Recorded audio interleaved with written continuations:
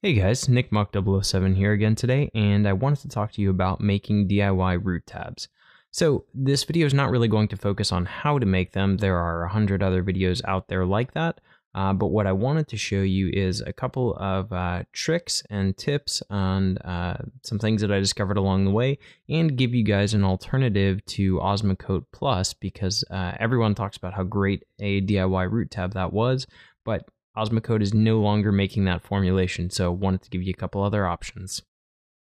Now, if you already know how to make DIY root tabs, one thing that I'm going to do is I'm going to put an annotation right here so that you can skip through actually making the DIY root tabs and jump right to the part of the video where I talk more about what fertilizer I use and a couple other tricks that I've found helpful in storing and making these root tabs.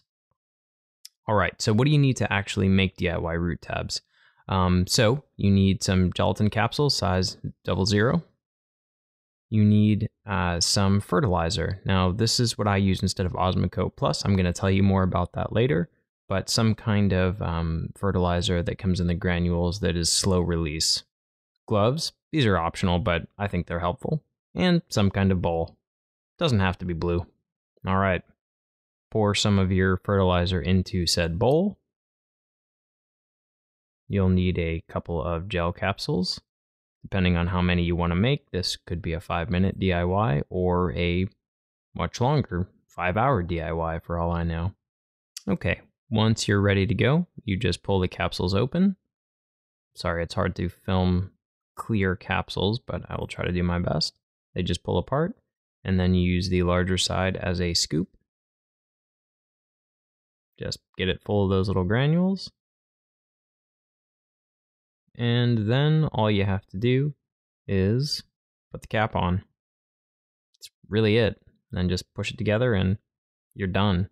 So all you would do with that capsule is get a pair of tongs or use your finger and push it below into your substrate to where it won't float up. Simple as that. Got a couple of quick tips for you. All right, here's the first tip. Grab some of this desiccant silica gel that you find in all kinds of things, sometimes packaged with toys, clothes. I've even found silica in food packets. And when you're storing your DIY root tabs, throw a couple of those packets in. What I have found is that over time, if any moisture, and pretty much any time you're dealing with a fish tank, you're dealing with moisture, if any moisture gets in this bag, what'll happen is these gel capsules will start to stick together and form holes. They'll kind of pull apart. Now, no big deal, you can still get them in the substrate quickly, but I still find that putting in the desiccant really helps preserve these things. Also, what I find is throwing a couple of those desiccant packets, the silica gel again, into my actual leftover gelatin capsules. That also helps keep these things dry and make sure I've got plenty for a long time. Now the last thing is what fertilizer to use. This stuff is really great. It's Dynamite Premium Plant Food Select. Now they make several different varieties, so find this one in the purple bottle. It's all-purpose indoor-outdoor 1559, and you can see this is a slow release for not aquatic plants. It feeds up to 9 months. Now I'm going to put a graphic up here. Well, here's the actual bottle.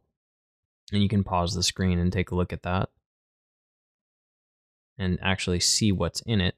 But I'm also just going to put a graphic up, a picture of this and a picture of a Osmocote Plus label so you can compare. They are almost identical. Percentages vary a little bit here and there, but almost identical. And the cool thing is, the only thing missing from this that's in the Osmocote Plus is zinc. So if you really feel inclined to add some zinc back, I happen to have some around. I was using it for a project in my outdoor garden and happened to have some around. So when I made some these the first time, I added a tiny little bit, but you only really need a fraction.